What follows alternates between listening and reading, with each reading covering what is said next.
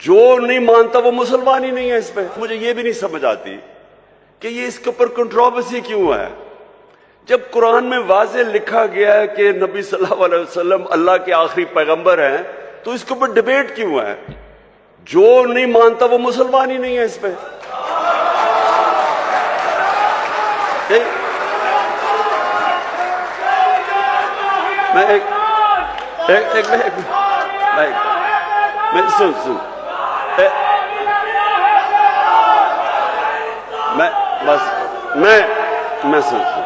میں صرف یہ کہہ رہا ہوں کہ یہ بار بار کہ جی وہ فلانا قائدیانی ہے، کسی کے اوپر بھی انگلیاں اٹھائی جاتی ہیں. میں سمپل بات کر رہا ہوں، جس نے بھی قرآن پڑھی ہوئی ہے اس میں یہ چیز تو واضح ہے نا کہ محمد مصطفیٰ نبی صلی اللہ علیہ وسلم اللہ کے آخری پیغمبر ہے. واضح ہی ہے، تو اس کے اوپر تو ڈبیٹ ہی نہیں ہے. ہم ایسے کہ کبھی کسی کے اوپر انگلی اٹھاتے ہیں.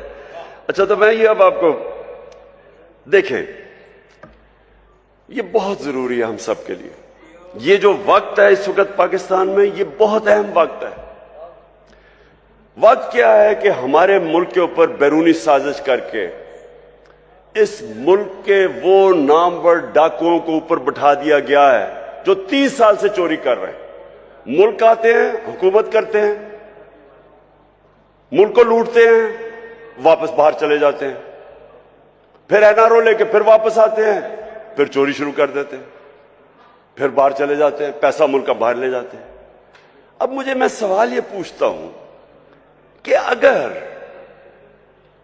ایک بحثیت معاشرہ ہم اس ظلم اور ناانصافی کے خلاف اپنی آواز بلند نہیں کرتے اور اس کا مقابلہ نہیں کرتے، ہمارے اور بھیڑ بکریوں میں کوئی فرق نہیں ہے.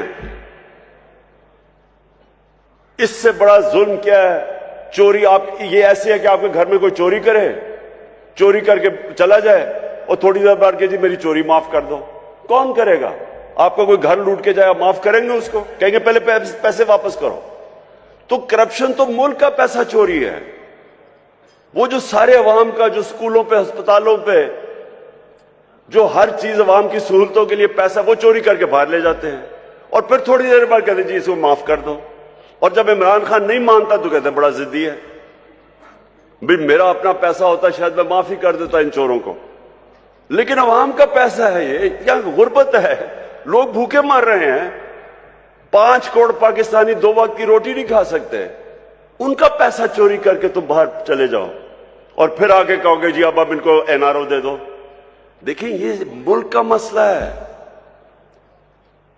میرے نبی صلی اللہ علیہ وسلم نے واضح طور پہ کہا کہ جو قوم چھوٹے چوروں کو جیل میں ڈال دیتی ہے اور بڑے ڈاکوؤں کو معاف کر دیتی ہے، این آر او کر دیتی ہے، نہیں پکڑتی، وہ قوم تباہ ہو جاتی ہے. آج اب کوئی غریب ملک میں چلے جائیں، کیونکہ میں نے ساری دنیا دیکھی ہے، کسی غریب ملک میں چلے جائیں، غربت کا اصل وجہ یہ کیا ہے کہ وہاں طاقتور قانون سے اوپر ہے، کمزور جیلوں میں جاتا ہے.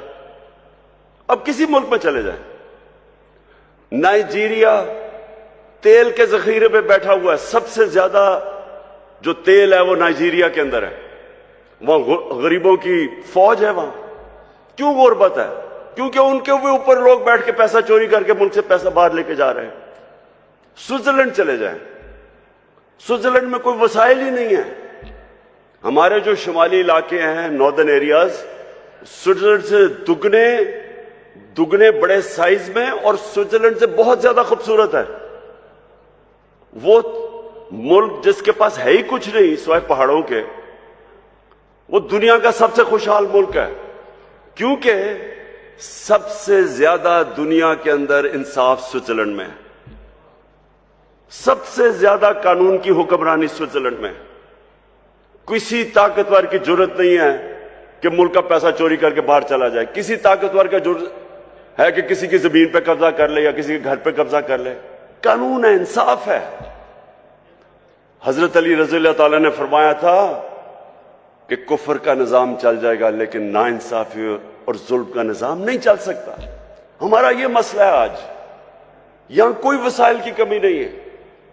یہ اللہ نے ہر قسم کی اس ملک کو نعمت دی ہے، لیکن یہ ملک تب تک نہیں چلے گا جب تک ہم مل کے اپنے ملک کو ان اصولوں کی طرف لے کے جائیں جس کے اوپر مدینہ کی ریاست کو کھڑا کیا تھا میرے نبی نے۔ تو میں آپ مشائخ، معزز مشائخ، میں یہ چاہتا ہوں کہ آپ یہ میرے ساتھ مل کے یہ ملک کی حقیقی آزادی کے لیے جہاد لڑیں۔ اب بس بس بس بس بس بس بس بس بس بس میں یہ پیر منور صاحب،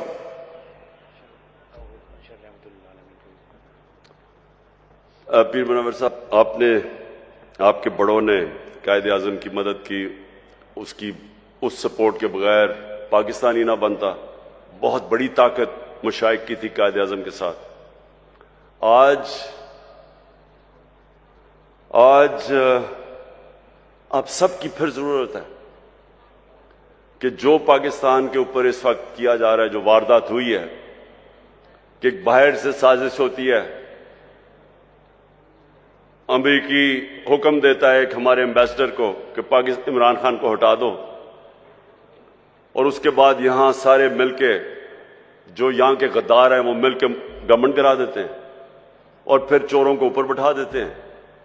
اور اگر ہم اس کو تسلیم کر جاتے ہیں تو ہمیں یہ بڑا واضح ہو جانا چاہیے کہ ہم اپنے ملک کی مستقبل کی قبر کھود رہے ہیں۔ اس لیے یہ جو آنے والے دن ہیں، اس میں آپ سب کو اپنی ڈیوٹی دینی پڑے گی اپنے ملک کے لیے۔ میں صرف آپ سے یہ چاہتا ہوں کہ لوگوں کو کم از کم نبی صلی اللہ علیہ وسلم کی سیرت اور سنت کے تحت لوگوں کو اب جگانا شروع کریں۔ ان کی سب کچھ انہوں نے جو اصول بنائے ہوئے ہیں کہ ملک چلتا کیسے ہے، عدل اور انصاف کیا ہوتا ہے، انسانیت کیا ہوتی ہے، وہ آپ لوگوں کو آپ کو ضرور تبلیغ کرنی چاہیے اس وقت، کیونکہ یہ ٹائم نہیں ہے۔ ہم بڑی تیزی سے نیچے جا رہے ہیں۔ ابھی شہباز شریف نے جا کے امریکہ میں معافیا مانگی ہے کہ جی خدا کے واسطے ہمیں پیسہ دے دو، نہیں تو ہمارا ملک تباہ ہو جائے گا۔ سوچیں اتنی محنت کر کے، سازش کر کے 5 مہینے پہلے گورنمنٹ آتی ہے، آج ساری امریکنوں کو وہاں جا کے کہہ رہا ہے کہ جی خدا کے واسطے ہماری امداد کر دو، نہیں تو ملک کا دیوالیہ نکل گیا، نہیں تو ہم اپنے قرضے نہیں واپس کر سکتے۔ سوال تو ان سے یہ پوچھنا چاہیے کہ آپ کے سارے پیسے، اربوں ڈالر ساری دنیا کو پتہ باہر پڑے، ملک کے لیے پیسے مانگ رہے ہو، اپنا پیسہ باہر رکھا ہوا ہے، دوسروں کو کہہ رہے ہو کہ ملک میں پیسہ لے کے آؤ اور اپنا پیسہ باہر لے گئے ہو۔ تو میں آخر میں سب سے ابھی سے ہی میں اپنی حکومتوں کو، 4 ہمارے پاس حکومتیں ہیں، گلگت بلتستان، آزاد کشمیر، پختونخوا اور پنجاب۔ انشاءاللہ ہم نے پچھلے سال بھی اور اس سال بھی بھرپور طریقے سے 12 ربیع الاول بنائیں گے، اور جب ہم 12 ربیع الاول بنائیں گے تو اسی میں اپنے نوجوانوں